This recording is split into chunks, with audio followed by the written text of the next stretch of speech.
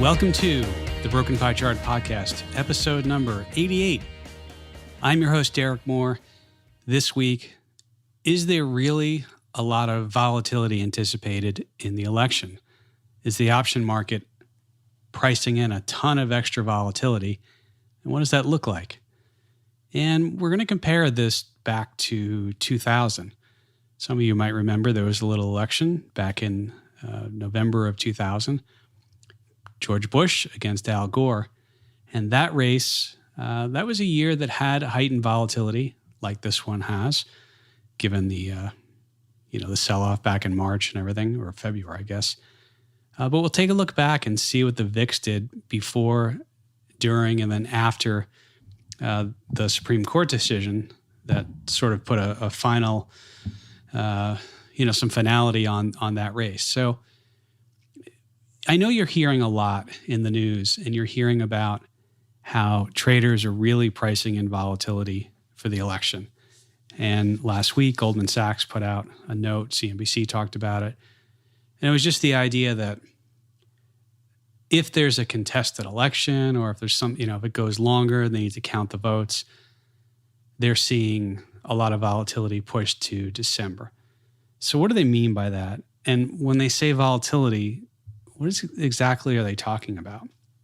So we'll get into all those things and hopefully at least give you a little bit of a primer or an understanding of what they're discussing. So the quick answer is, if we look at something like the VIX Futures, of course, the VIX measures the expected 30-day volatility without getting too far into the weeds on it. And there are VIX, so when you look at CNBC and they have the VIX index flashing across the screen, that's the spot index, or the VIX cash. That's like, what's the volatility right now? And that's not a tradable thing.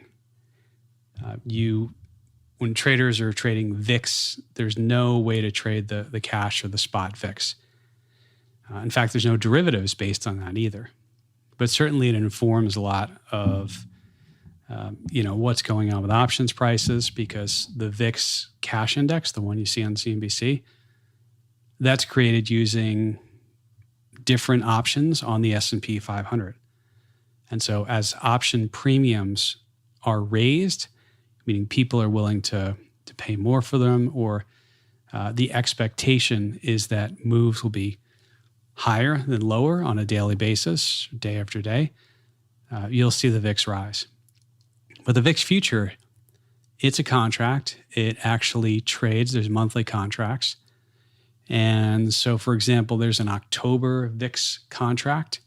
There's a November. There's some weeklies in there as well, but just sticking with the monthlies.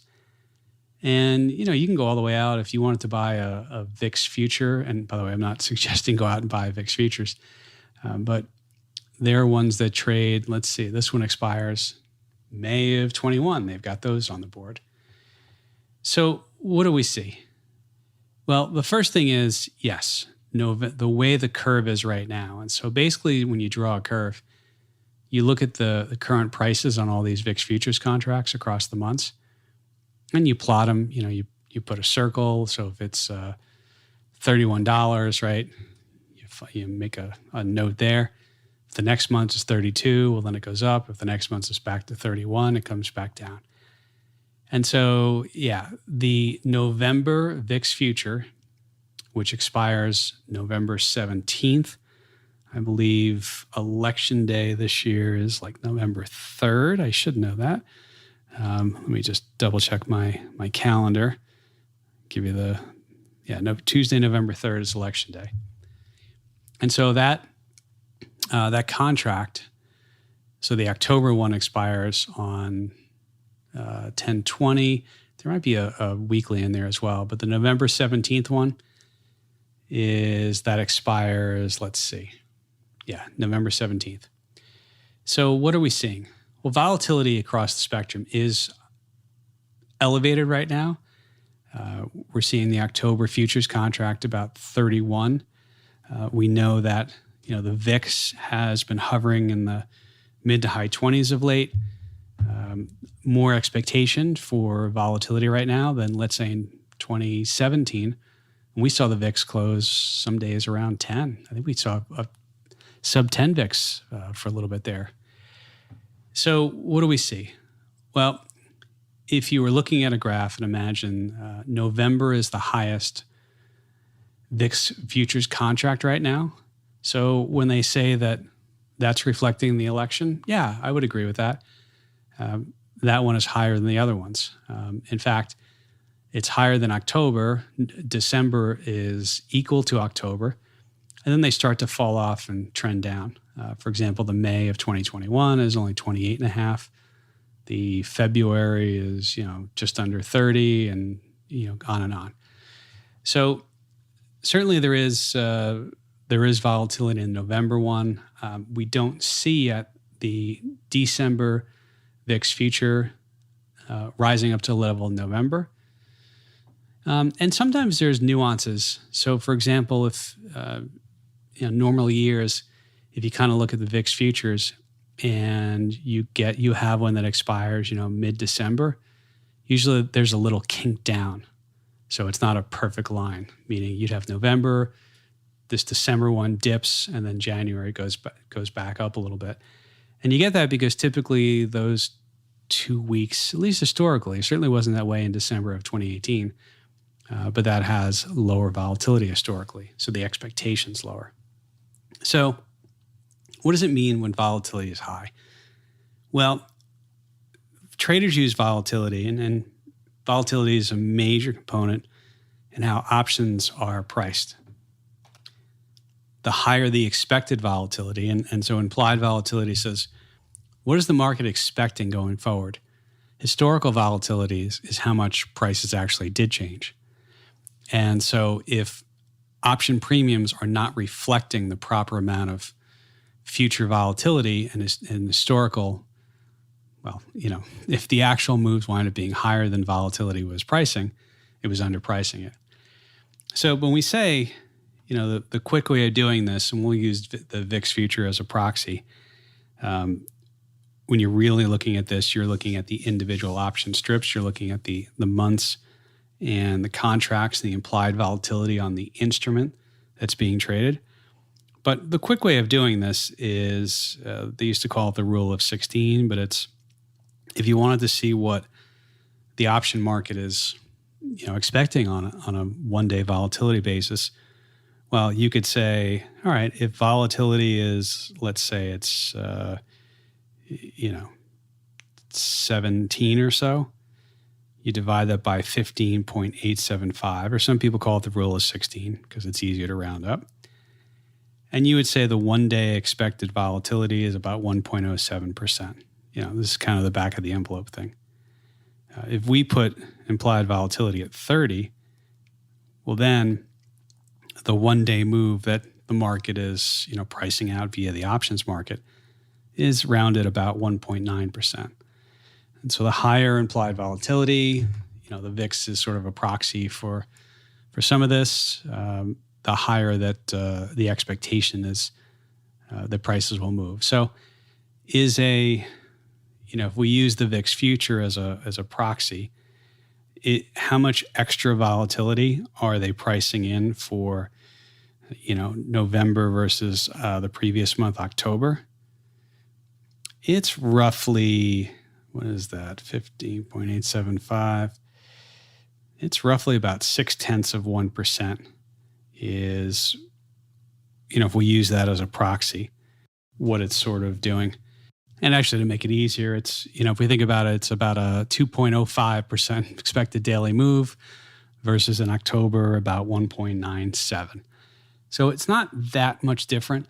Where we are seeing some differences is in the expirations. And you're seeing, out of the money puts, for example, on the S&P hold a little bit more value than maybe they normally would further away. So I would agree. I mean, it's definitely the VIX future is kinked or up in November, and I'm seeing some option prices that are reflecting that. So volatility is already elevated. It's not like we're at a volatility of, 10 and November volatility is, expecting 30. it's been elevated for a while. So I thought it'd be interesting too to just think about. Now I've done we'll do another election episode probably October 31st, or at least that's when we're going to record it. So it'll be out most likely the Sunday right before election day. We'll kind of go through what we're seeing in the markets and give our once over, go back through the 13 keys again. If you want to listen to that episode we just did, we talked about some of the historical stuff. And I'll put a link to that. That was a few weeks ago. But I bring this up because, sometimes people believe that presidents have more to do with the stock market, at least the results. And the reality is what we've found is that it might surprise you. There's not as much difference as you would think on the compounded annual growth rates. And there's not that as much difference if you look at the construct, not only of the presidency, Senate, and House, when it's triple Democrat or triple Republican. So I'll link to that episode, and I think you'll find that one interesting. But I thought it was instructive to go back to 2000. Now, in 2000, so the election that year was November 7th of 2000. And I went back and I pulled up the VIX index. Now, I bring up this election because on election night, so just to refresh everyone's memory, Florida had, I think at the time, 27 electoral votes. I think they're 29 now. But Florida, their race was very, very tight. And, from memory, it's been a long time, I guess, right? 2000, been about 20 years. But from memory, it was, some of the networks would declare, I think they declared President Bush the winner. Another network said it was too close to call, and then it kind of flipped. And I remember watching, it was pretty late, and it became apparent that you weren't going to necessarily get the result that night. So fast forward, I think it was December 12th. I believe it was December 12th. Supreme Court ruling, and I won't go into all of that, but basically there was some legal stuff, partial recounts, you can Google that. But basically the court ruled, basically gave, shut down the recount or called whatever recount they were doing. I don't want to get into the speculate because it's been a while since I've even thought about it. But anyway, December 12th is when you get the resolution. So I thought it would be interesting, November 7th, if you look at that date in the VIX, or November 6th. So going into election day, VIX was about 24.5. On election day, the VIX closed about 24.87. Next day it rose, and then actually 4 days later, it actually went all the way a little bit above 30. And you might say, well, that's because you have this result in limbo. But you might remember, 2000 had really high volatility. I believe it was March or April, as sort of the tech sell-off had begun. And not too long before, right before election day, the VIX had dipped back down. But there were days, in fact, if you look at end of October, VIX was 30. So VIX was already elevated.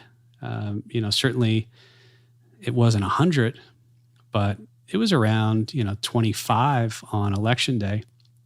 And one of the interesting things too is that, VIX sort of stayed elevated a little bit, but into that Supreme Court decision, and VIX actually came down. In fact, on December 8th, the VIX was about 22 and, about 22 and a half or so.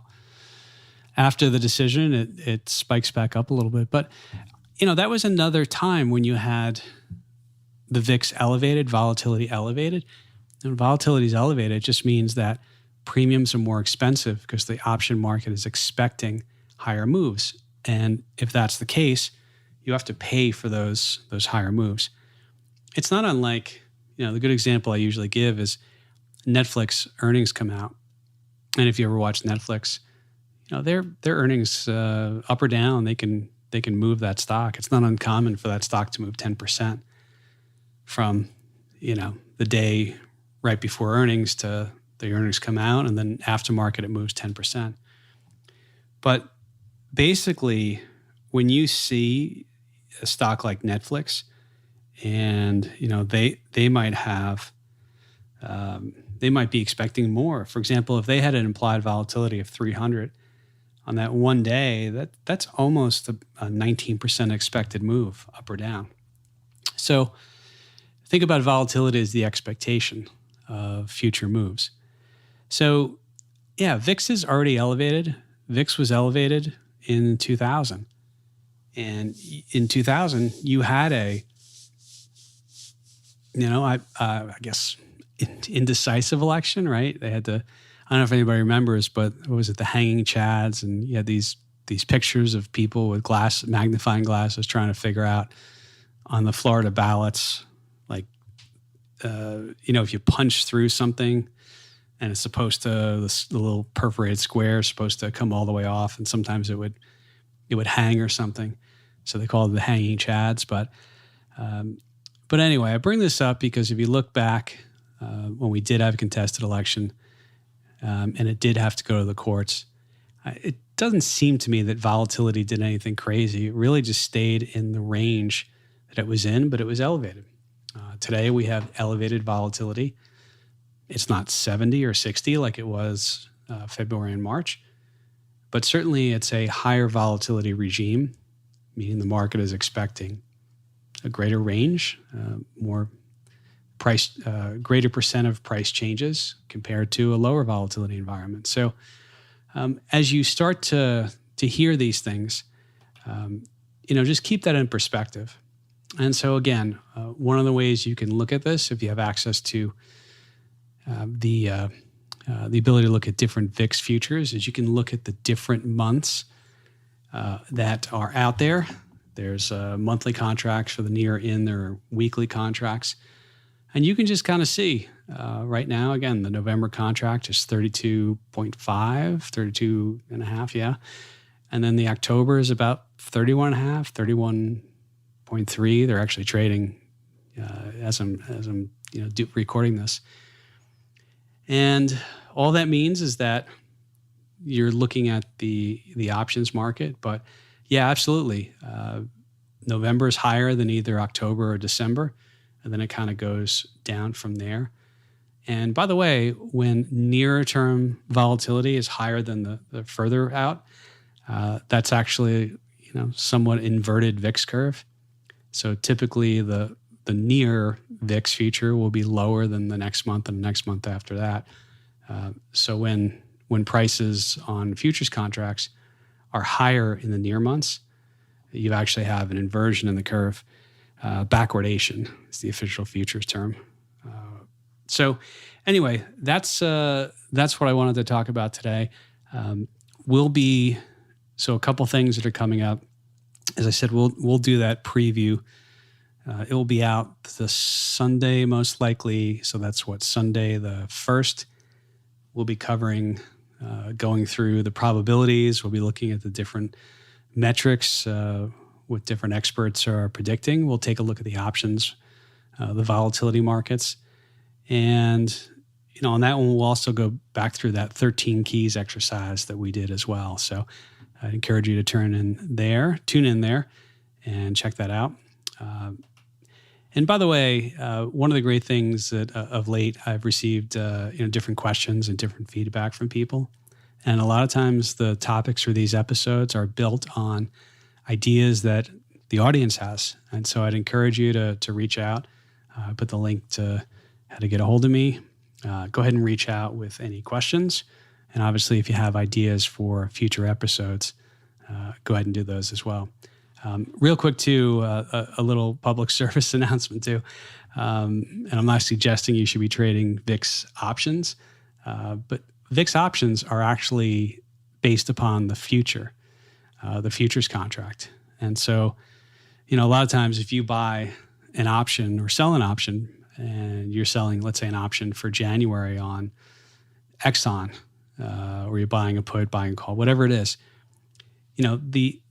that's different than buying or selling VIX options Because if you buy, let's say, a January VIX option, that's based upon the January future. It's not based upon the October or the November one. So they're a little bit more complicated, and it's actually a mistake a lot of newer traders make. And depending upon the program that you're using, they may actually calculate some of the option metrics off of the VIX cash instead of the VIX future.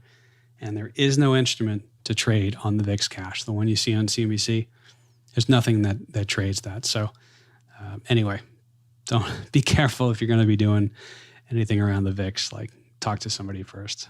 All right. As we always say, go ahead and share this with someone if you find it interesting. And rather than wasting time rating and reviewing, share with someone who's never listened to a podcast before. You can listen to these, Spotify is on there. You can look it up. You can do it in iTunes, and Google has a podcast app, Stitcher, anywhere that you want to listen to podcasts as well. All right, everyone. We'll talk to you next week.